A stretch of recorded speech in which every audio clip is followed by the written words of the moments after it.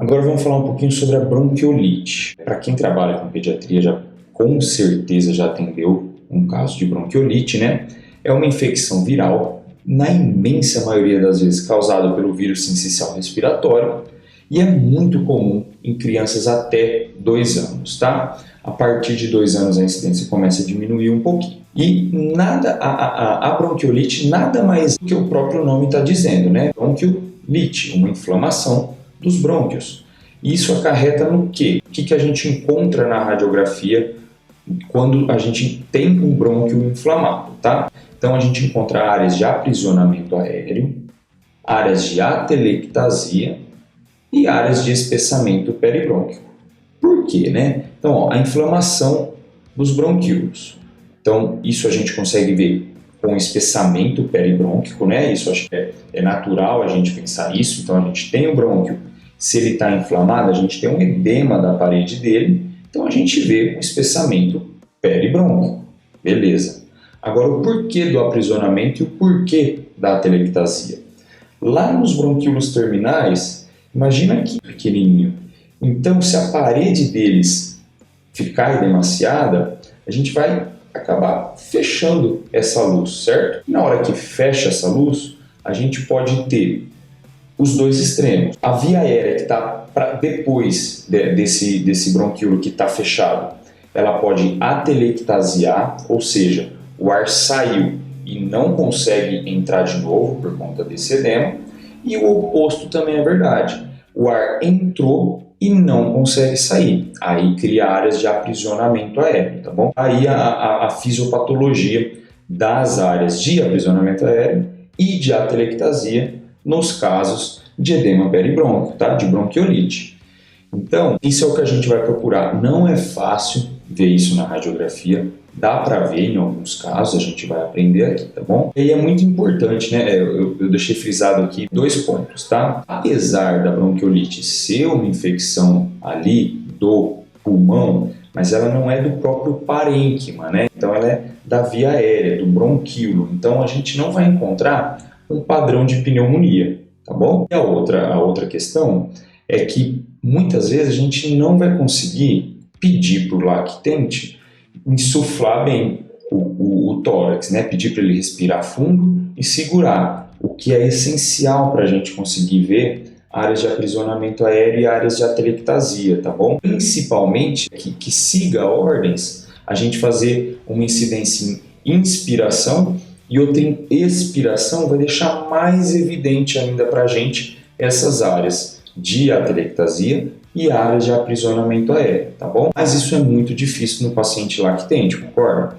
Então, se a gente está avaliando essa criança e está com a suspeita de bronquiolite e hipoexpandidos, é improvável dele ter bronquiolite, porque a bronquiolite, ela cursa com uma hiperinsuflação pulmonar, tá bom?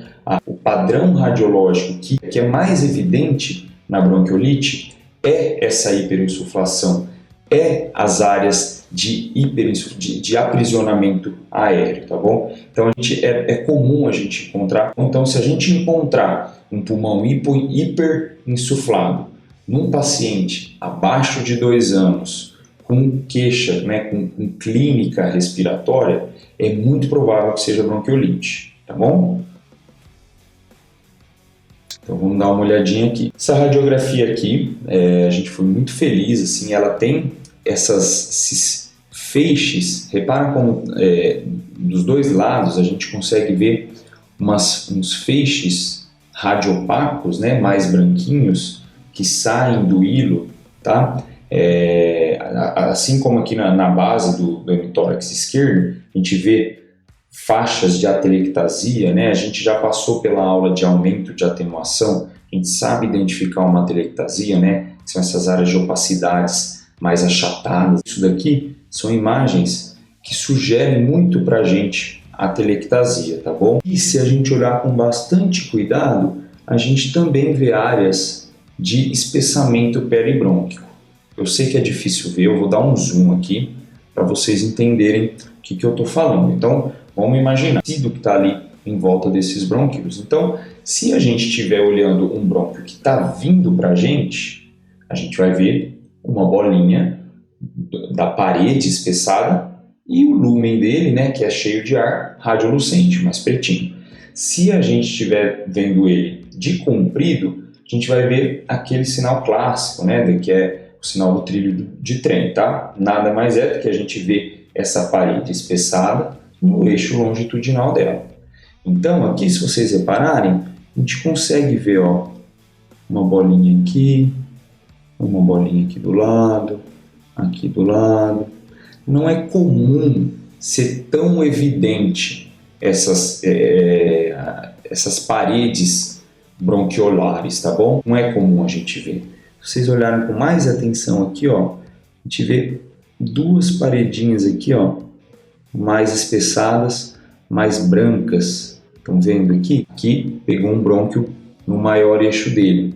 Os achados eles estão um pouco mais evidentes aqui do lado direito mesmo, tá? Aqui do lado esquerdo tem mais dificuldade de identificar, tá bom? Então tem que olhar com cuidado, dar um zoom, janelar quando você estiver analisando a radiografia. Agora, mais um casinho para a gente tentar memorizar, para treinar o olho, né? Saber identificar essas áreas de espessamento peribrônquico, tá bom?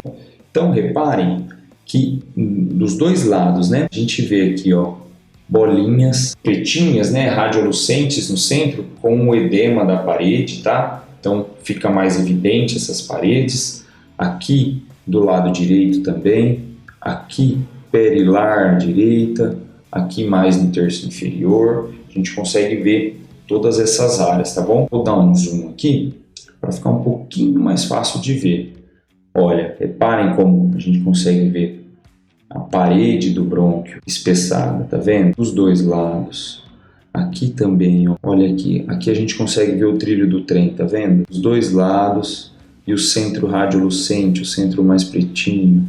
É tênue, né, pessoal? Tem que dar um zoom, não é fácil de ver, tá bom? Mas se você tiver com um paciente de até 2 anos, clínica respiratória, você faz a radiografia, você não vê áreas de consolidação, não tem aquele achado de pneumonia típico, você sabe que a bronquiolite é muito frequente no paciente lactente, né? E aí você começa a rastrear, você faz a busca ativa procura ativamente esse espessamento peribrônquico, tá? E aí você vai ver que você vai começar a ver.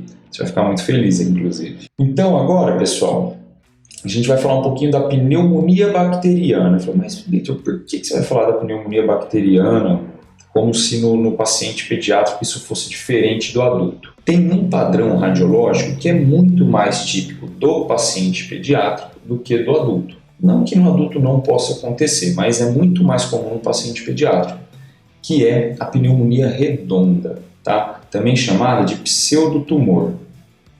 O que é isso, né? Lembra lá da aula de broncopneumonia, de pneumonia lobar? A gente conversou sobre essas comunicações que as vias aéreas têm, as vias aéreas distais, né? Tem entre os alvéolos distais, os bronquíolos com os alvéolos vizinhos e os bronquíolos vizinhos, né? Então, a infecção, ela se transudativo, ele vai se disseminando pelas vias aéreas adjacentes por essas comunicações. Acontece que, na criança, essas comunicações elas ainda não estão todas formadas. Então, quando acontece uma infecção, ela vai sim se disseminando para as vias aéreas adjacentes, mas num ritmo muito menor e muito mais de vizinho para vizinho, só pelo contato, pelo processo inflamatório loco-regional, do que por canais propriamente ditos, como acontece na pneumonia lobar e até na broncopneumonia, tá bom? Então esse aspecto vai ficando um aspecto radiológico arredondado, tá? Então quando a gente olha aquilo na radiografia, é igual de um tumor, tá bom? Porque é um nódulo ou uma massa, né? Só revisando, a diferença de nódulo e massa é que a massa é um nódulo que mede mais que 3 centímetros, tá bom? É puramente tamanho que a gente usa o termo nódulo ou massa. Então a gente faz a radiografia e encontra lá um nódulo arredondado, às vezes uma massa arredondada, mas aí você tem que respirar, saber que existe essa entidade, a pneumonia redonda, e pensar, poxa, o paciente está com clínica típica de uma infecção pulmonar, e eu sei que existe a pneumonia bacteriana, né, que se apresenta com padrão radiológico de pneumonia redonda. Então calma, eu vou tratar, e aí a gente faz um exame controle para ver se isso se resolve. E claro, vai se resolver a pneumonia, o aspecto vai se resolver radiológico, e aí no controle você vai ver que não vai ter nada, o tumor foi curado com o antibiótico, tá bom? E outra questão é que o paciente pediátrico também cursa com bastante linfonodomegalia hilar, tá bom? Esse aspecto é mais comum, é mais evidente na criança do que no adulto, tá bom? Então aqui um aspecto clássico de pneumonia redonda. A gente vê que é um paciente pediátrico, vê que as fezes estão abertas, tá? Com queixa respiratória, e a gente faz a radiografia e encontra esse nódulo enorme aqui no terço superior do hemitórax direito. E aí a primeira hipótese é sim pneumonia redonda, a gente trata ele com antibiótico, depois faz o controle para constatar que isso regrediu, tá bom?